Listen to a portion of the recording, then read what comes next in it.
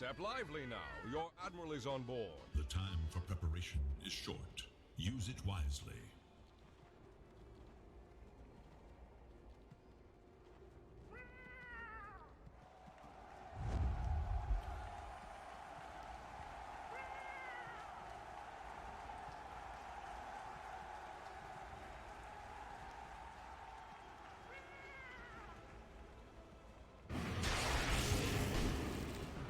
And already right on into this one. Sumi Mira's gonna get caught and gonna get killed. How's that for a start, Trent? Oh, such a good coach who just gets us there right in time. Well done, as his team will take first blood. Very, very good start. Play their own game. That's what we're hearing right now from the coach. Xiao Wei so often has been the one to be able to lead his team's success and Aegis himself, but we'll see if they can do it here again. As nothing to say why, they're all invading. Dude, LGD coming out with some confidence saying, this is our high ground, we're coming to take it. And this is what you get when you keep coming back with this Undying, right? You're very willing to brawl right now. So they are gonna stick around for a moment. Ame spotting out the rest of Team Spirit, moving in that area, getting that extra vision with the passive. And will we see another round of bounty runes stolen away? Collapse walks on in. Why there? Gets the click-off win. So LGD, they're going to claim 3. Turns back for more. Wants the brain sap, but can't quite find it here. So yeah, another focus on the lanes for sure here from LGD. But the lanes also seeming to be the win condition right now for Team Spirit. I have to say, you know, it's difficult to disagree when there's a combined 5, you know, Aegis is won by that drafting panel. True enough. That's a bit rough. So I think they might be onto something for this whole concept of like needing to snowball things pretty hard here, needing to play around their Templar Assassin. And there's always a chance going late, of course, especially with like the way the Templar Assassin now functions because of her Aghanims, where you can actually get like a little bit of a split push out of this hero, which you didn't used to get in the past. But you'd much rather be leading things ahead of the game right now for Team Spirit. And if they don't get that, like, they can easily do that with these heroes on the side of PSG.LGD. Totally. The snowball can definitely occur. And I really liked what we sort of heard about the mentality that was going on as well, as we see Nothing to Say get a D ward there on the Observer ward. Like, you think about the way that Team Spirit has played throughout this. They're playing, you know, just for fun, they say. They're playing without any fear. But for some of these players, that's not an option. Ame, he's been so close before to winning the Aegis and then snatched away at the last second. This is a story for him for redemption. Yeah, we often hear the pressure of the Chinese community on this team just because, you know, they've obviously looked so good and they've been so close before. And particularly Ame, he's shielded. You know, he's taken some of that blame before in the past, particularly at TI, particularly in a Game 4. You know, the pressure has been there and it's been a bit much at times. But I have to say, after last game, I think he's probably feeling pretty comfortable here with his Luna. He's looked amazing in that Spectre game, so we'll see how they deal, as XinQ was able to get that pull through and only get the half pull on these creeps connecting it. As Miposhka wants to keep that pressure on XinQ, needs to be careful here. Obviously, only level 1, so doesn't have that Splinter Blast yet on the Wyvern. But they will throw out one more dagger on his way back home. Just to send him all the way back here. And now, yeah, Collapse. So we talked a lot about Collapse and his hero pool. And of course, you've heard a lot, I'm sure, about the Mars. Heard a lot about this Magnus that's looked pretty good. But the other hero that he has played a ton of games on professionally is the Axe. Not a hero that's been very big at this TI, though. No, but can often make those huge plays if you can get the opening. The panel did talk a lot about how maybe there's going to be some overlapping things going on with Mira and the Axe, both trying to find that big jump. That Seb guy? Oh, yeah. That's that guy. Yeah, that's the one. With the Axe. Wow. Yeah, I remember now. Yeah, that was pretty good. But we'll see how it goes here in this one. As you can see already, the chase down, Faith Beyond, taking a little bit of a beating here on this Magnus. XinQ moves into position though, and at least for the moment, you can see that Spectre taking a little bit of heat early. Not able to get all those last hits yet. Collapse also trying to go toe-to-toe with Ame in the bottom lane on that Luna. Yeah, there's a reason that statistically Undying has almost always been one of the absolute best heroes versus the Spectre. Whenever you're just talking about like just raw data in terms of games played, and that's because like you get some pressure in lane sometimes if you get this sort of a matchup. That's always nice, right? Spectre likes to be left alone. But more importantly, when you get into the mid game with the Tombstone drop down, you actually get all these zombies popping up, right? And it really ruins the team fight for the Spectre, especially when you're trying to deal some damage there with the Desolate. You can see a bit of a rundown again. as Toro playing as far forward as he can, but has to be very wary of those skewer backs that we've seen time and again, as Y will get a little bit of a chase onto Mira. The Lucid Beam and dead. Y just takes him down. Collapse just can't do anything. Just like, No. sorry, you know, I'm just going for some creeps here. It does have 20 last hits compared to the 9 of Omni, so, you know, that's a sacrifice that you're willing to make. He's hitting pretty hard. Already the Ring of Health done. Obviously came there with that Quelling Blade and a lot of armor. Collapse having a good one on the axe in the laning stage. This is what they need. Well, that is actually a really interesting one too, right? Actually going for this this Vanguard, because you know a lot of heroes they're going for the Helm. They're building into something else based off of the Helm, the Iron Will. But Collapse able to go for this cheaper Vanguard. But for axe, that's an item that can actually accelerate your farm quite a bit with the Ancients. Why? Get chased a little bit there, but will back out afterwards. And you can see at least now the very slight lead that we're seeing into the favor of LGD. Nothing really to write home about.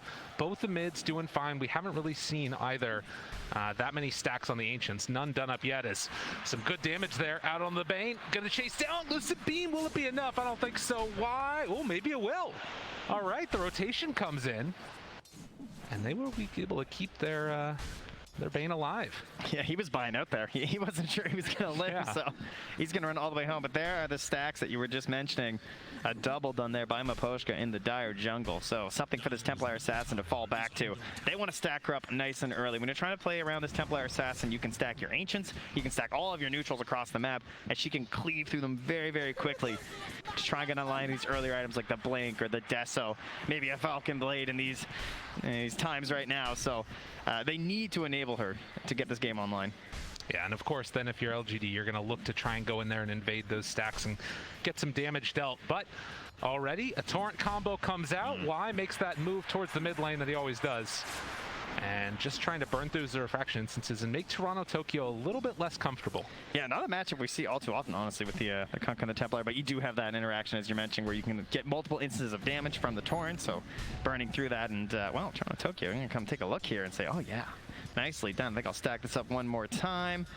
And Mira also stacks all across the map.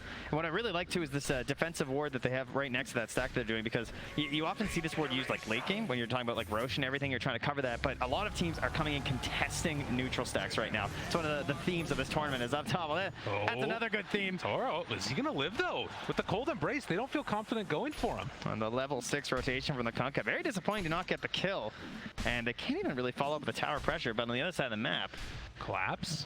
Gonna take some damage there. Creeps run off of him. And with a couple quick hits, will they have another Lucent Beam for the finish? Vanguard keeping him very... He actually goes away for the spin. Has to be careful on Y. There's the Fairy Fire living, but the Brain Sap. Enough to finish him. I can tell you, this guy must not have got very many Crimson Witnesses, because he is not lucky. No. Not enough spins there for the axe, and a good usage of the Nightmare to take those creeps off to stop the potential counterplay.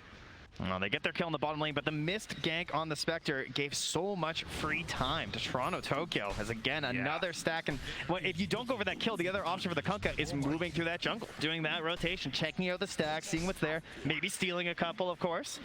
And yeah, will surely make his way over there. And why I'm just going to say, I think we'd like to maybe get an eye on these ones at the very least. We'll block for future stacks, but can they even come and contest this? I mean, there's already a lot of gold built into that. That's going to be such a big injection. And the thing about the TA is you just take it so quickly, and maybe if they pair together with Collapse, already having that Vanguard done. Yeah, it's a tough call too, right? Like, because if you want to move in there, let's say, PSG.LGD, oh good, we have time to think about it at the very least. You have the night vision bonus. Right. That's there, right? Of course, that's going to be expiring soon. You got 2.5 minutes to work with. You're not going to have any Eclipse early, though, because, you know, you're obviously stacking into the Lunar Blessing. You're getting yourselves your Glaives. But you also have Undying. You have Kunkka. I would say it's very tempting for them to come and contest this and at least, like, try and mess with them to try and get some of the XP. Well, they're going to drop the boat already. Mira a little bit off the mark with the stun, but will eventually, well, go down? Yes. XinQ finds the kill, but this is, again, buying that space for TORONTOTOKYO, and this is in vision. Soul Rip to secure here, and XinQ is like, I'm getting over there. You know, I want to steal some of this. Gonna find a stacked up neutral camp there too. This is just all they're focused on. And He is Tombstone in 3 seconds. Why? Are they really going to go for the 60? I mean, a lot of them are really low. This is pretty... I say do it. Yeah. XinQ, he goes for it. Getting a couple already. And the Fairy stringer for the team. The 2 supports. There's an Axe and a Templar Assassin. Oh my god, they're just going to get him. There's another lanes. I mean, this is huge. You're also already up 3,000 net worth right now on LGD, but they see this taken, and... All right, he got a lot of them, though. Now, can you get out? That's the question. I mean, at least one of these heroes is going to die. XinQ chased on. Surely at least one of them goes down, but maybe not. Yatoro pops out that haunt. The chase down Mira's there as well. Cold Embrace. The back away. They used haunt for this, and I don't know if they're getting anybody. Is there anything more classic than LGD and their Undyings and their phase boots, though? Like, it almost gets them out. And they clean out that hard camp also. LGD are all over this. They take down the Undying, but lose out on a bunch of other net worth. They force so many heroes to respond. Look at the top lane. The Helm of the Dominator, Faith Beyond. He's taking the tower. This is clean stuff. LGD, they found their mojo. This is what they needed. That is a large lead. 4K right now at 9 minutes. Like, and look where it is. I mean, it's just all stacked on the cores right now for PSG.LGD. Miposhka scouting out. Y off to the side. Toro there as well. He's hunting. He's looking for it. They move over. Faith Beyond's here as well. And with this Helm of the Dominator creep, it should be enough. And also coming in to contest this, NothingToSay. Well, it's taking away the jungle. It's so cheap, right? It's just a nightmare into a torrent. They're threatening the whole time. We've got RP. We've got boat. You don't want to come contest this. They're going to have Fiend's Grip pretty soon here as well for Y. As he goes for a real deep ward. Back behind. That was pinged, though. All right, Yeah, they have an idea that that's there. That ward is going to scout it out. Yeah, good thing that was there. So those very deep wards on the earlier end will be instantly TP'd to by Miposhka, and just give them that. I don't think so. Yeah, see, this is the LGD we expected to see. Up 5,000 net worth right now at 10 minutes in. What a turnaround that they've been able to have. As this series was looking dire straits for them after the first 2 games, but now coming into this, game number 4, everything's going their way. All right, well, in the past, what has turned these games around for Team Spirit? Been Collapse, you know, showing up, making the plays, but he's got some time. Wants to get that Blink Dagger done on the Axe first. In the meantime, there are a lot of heroes coming to his mid tower. Oh my god, they're bringing numbers. Everybody's here. Miposhka, level 5 on that Wyvern, going to try and throw out these Splinter Blasts and slow things down as much as possible, but that tier 1 tower is already dead. Yeah, they're just holding the Tombstone. Again, such a great job of just like not expending anything, right?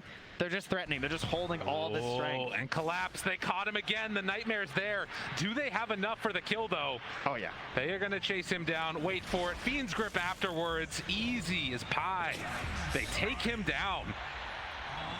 This is a stomping we got right here. Toro is going to need to play his heart out right now. He is so far behind Ame. It's insane. He's almost getting doubled up on right now. Like, the Undying is almost caught up to him in terms of net worth with that Tombstone dropping in the Ancient Steel. Such an impressive performance for them in Team Spirit. They just really don't have an answer right now. It felt like they got lost halfway through the draft and they still haven't found their way. Well, and you think about that draft, right? They burned through so much of that reserve time early on. And in the end, we're left trying to find a perfect hero, and so far the TA hasn't been able to do it for him. Part of that is just that it's such a one-dimensional plan that not only can you like prepare during the draft as what to do, but in the actual game, like they were so quick to come in and ward up these Ancients. Sure, they missed out on some of the plays in the top of some of those neutrals, but the contest in there, the space made for Faith Beyond to get absolutely massive. No one is even contesting Ame at all, just freeform throughout the jungle. And this has to be like the biggest Axe Blink reveal and Deso reveal on a TA of all time. Yes.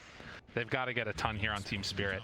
And of course, that also means that LGD need to be the ones that run into them to allow for that fight to happen. Not an easy ask, but again, you've got some big combos here, right? You've got that Winner's Curse into a big call afterwards, Lion Stun. The combo is there if they can find it. The fights are so hard, though.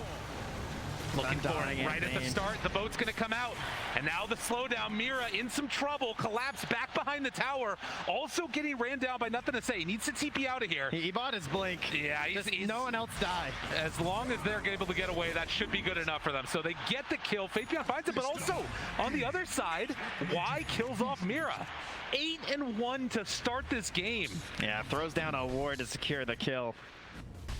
Mira, of course, instantly noticing that, but I think Y's going to call it worth, just going to make the tower easy to take. Miposhka was thinking about leaving himself in behind there and maybe finding a winner's curse if they want to actually contest to the tower, but I think the call's been made but from the rest of Team Spirit that they're just not ready for that yet. Yeah, they need those items. Need to hit that timing. 7 kill lead, 7,000 gold lead, and Ame's still hitting greaves. I mean, he's just doing what he needs to in this one. Taking a look already at that win probability, they're heavily into the favor of LGD. Put that away. Come on. We got a game going here. My goodness gracious. The Nightmare is down. Miposhka gonna trade it over onto him. They have this blink. Want to reveal, but the only people down here are supports, and that's not big enough. Ward also covering it all. But maybe now Team Spirit can at least try and pressure and get this tower and get some momentum going for themselves, because if they don't get something going soon, this game is going to go completely off the rails. I mean, you can already see them struggling here, though, right? Like, they're bringing everyone down here. They're looking for that fight. Yeah. Everything that they need. It has to be perfectly layered. The call, the curse, trying to find the sight lines for the Templar Assassin. Oh, and Yatoro caught. Fiend's Grip is there, and no help nearby at all. They're going to kill off that Spectre. I love XinQ doing that, just dropping the Tombstone. It's just such an important kill for them that they're willing to throw at everything that they have right there. And immediately afterwards, they're thinking about going to Roche. I mean, why not at this point? They could Roche, they could start pressuring that tier 2 top, but the tier 2 top is a lot riskier, right? You're going to have this attempted call from the Axe. Also, they actually don't have great vision right now onto that high ground, so theoretically, if there was something there from Team Spirit, maybe they'd have a chance, but perhaps they just have the really good read that they are all in the bottom lane right now, waiting for them to come to that bottom tower. And it's taken so fast. So Roche gonna be claimed, and again, Team Spirit needing to find an answer as LGD want to try and close this one out. Put themselves in a dominant position.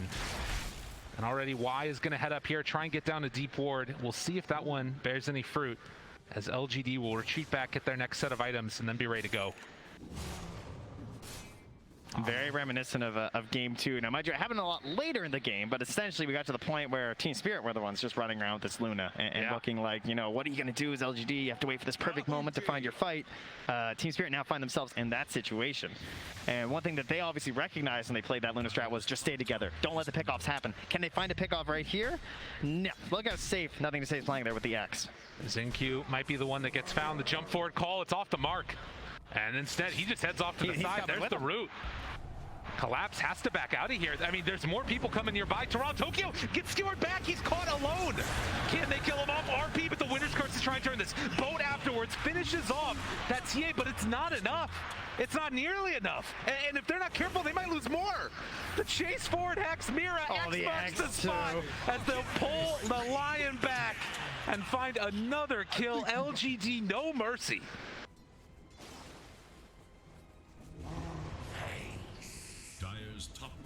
It's looking rough. It is looking rough for Team Spirit. Is that a Spirit Breaker in that draft? Yeah, I don't know. This is? Because something happened. They turned up on PSG.LGD. They were not going to go out like that. Well, it's looking like a completely different series at this point. I mean, Team Spirit, you know, the fun loving, we're just having a good time.